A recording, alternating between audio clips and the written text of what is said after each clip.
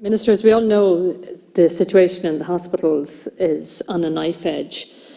We also know that we have currently got exceptionally high daily case numbers. And I think it's really important that there's a recognition of why we've got to this point. There has to be a recognition that many of the decisions that were taken in the lead up to Christmas have been high-risk decisions which have put the country at serious risk. And there needs to be a recognition of that, Minister, because unless we do that, we're not going to learn from those mistakes. We had a situation where the government were claiming in Christmas week that the reason why things were so bad was as a result of the new UK variant. That simply was not the case. NEFIT have told us that, the CMO have told us that, and in the last couple of days the WHO have told us that. So you're not going to be able to bring the public with you unless you're absolutely frank and candid. So please learn from those mistakes. We were also told about a meaningful Christmas, in spite of the fact that we knew that at the point of early December, when level 5 was being lifted, that the numbers were dangerously high. The whole purpose of level 5 was to bring the numbers down to between 50 and 100 cases per day. At the point when the decision was taken to lift, when level 5 was lifted, we have had an average of 330 cases per day in that first week in December.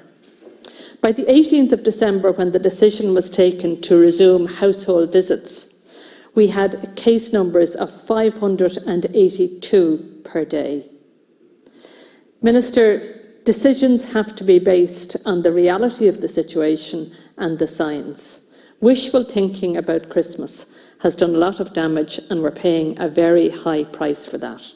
I also think that there was a mistake made in talking up the vaccines. It's fantastic that there are vaccines now. It's a wonderful breakthrough.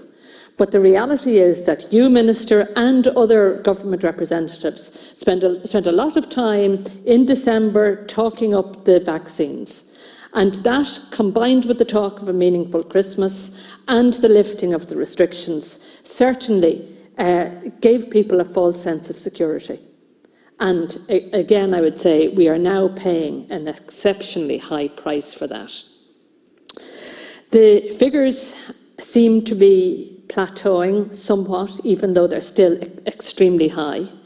But we have to remember that the impact of the new variants that impact is only starting to come through in the daily figures now. And there is no guarantee that we will continue on the downward trajectory of the daily case numbers.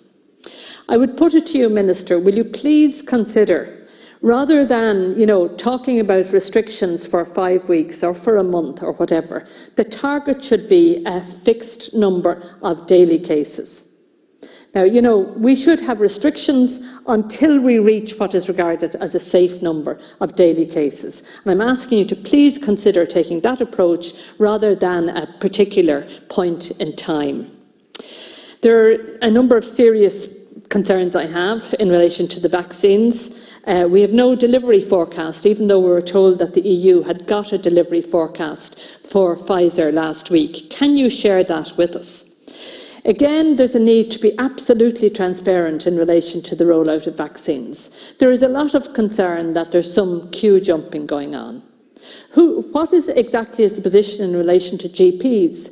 What exactly is the position in relation to practice nurses? All of these things need to be clarified, as indeed do we need clarification on, for example, who are the staff that are going to roll out the vaccines when we're into big numbers? What about the registration system? How do people go about registering? Has the IT system been sorted out yet? These are critical issues, and you need to be absolutely upfront and clear with people in order to encourage confidence in the system. But when there's vagueness around that, it does cause concern. Minister, one of the biggest gaps in the response to COVID has been in relation to international travel. At no point have we been serious about having proper monitoring and oversight of restrictions. The latest announcement now is that travellers coming into this country from every other country will be required to have had a PCR test prior to travel. That is not enough. Will you please stop telling people that that is sufficient? The public health advice is that you must have 2 PCR tests at least 5 days apart in order to give an assurance that a person is not infectious. Thank you, Deputy. Please, will you clarify that and stop giving out inaccurate information? Thank you very much, Deputy Shortall. Now we move to Deputy Christopher.